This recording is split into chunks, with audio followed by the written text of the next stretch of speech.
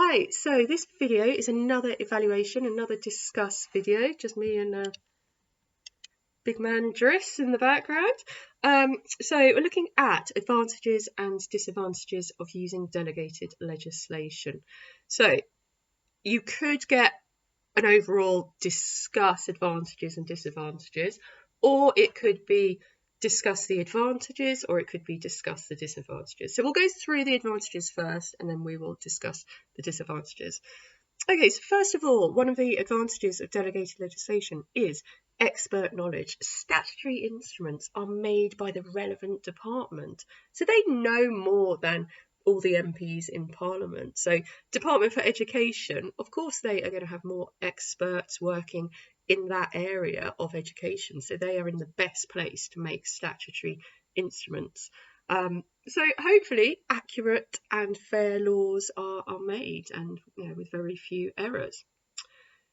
Another advantage is when looking at bylaws, local knowledge. Councils know issues of local concern much better than Parliament, and they can make bylaws to fit with the local area and deal with things like drinking in parks, deal with like real social problems that are specific to that area. Orders in council are very useful because they can be used in an emergency when Parliament is not sitting. And Parliament isn't there 24/7. Sometimes we do need orders in council. In 2000, the petrol strikes, there was an order in council made that, because it happened kind of end of August, September 2000, Parliament weren't there. So an order in council was made to ensure that petrol got to essential services. The next advantage is delegated legislation saves Parliament time.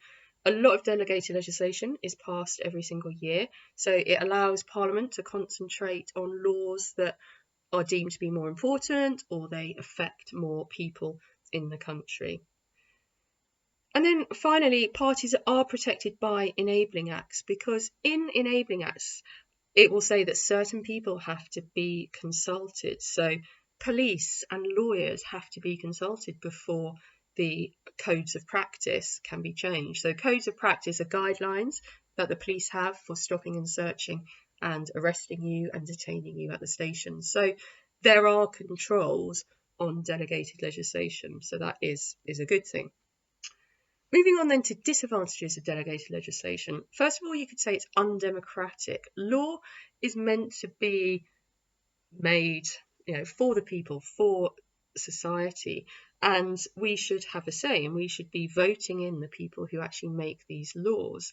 However, it is undemocratic. Local councils are not, because we do elect councils. So you could argue that that is democratic. So you could actually kind of flip this argument a little bit.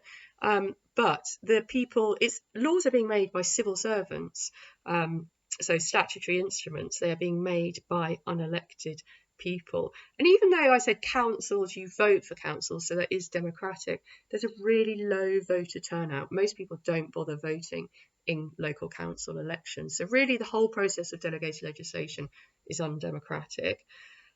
Sub-delegation, that's another issue, that the law is being delegated too much. So it's getting, Parliament are the supreme lawmaking body, but they are delegating it to certain bodies, and then those bodies are delegating it to people within their departments or within their bodies. So you're getting further and further away from Parliament actually making law. Okay, something else you can say is there's a large volume of delegated legislation made every year. However, real lack of public awareness. I mean, who knew that 3,000 statutory instruments were made every year? And local councils, do you know the bylaws for the different areas that you travel to? So law is not being publicised. The changes in the laws are not being publicised, which does then mean that laws that could be unfair or negatively affect you are being passed without your knowledge. Statutory instruments, there are problems here.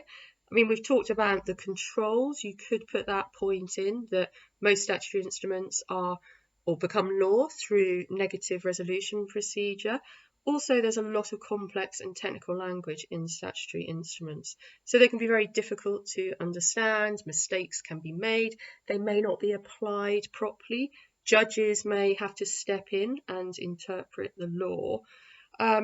The other thing is, talking of judges, ruling that laws are ultra vires may actually be going beyond Parliament's intention, or going against Parliament's intention.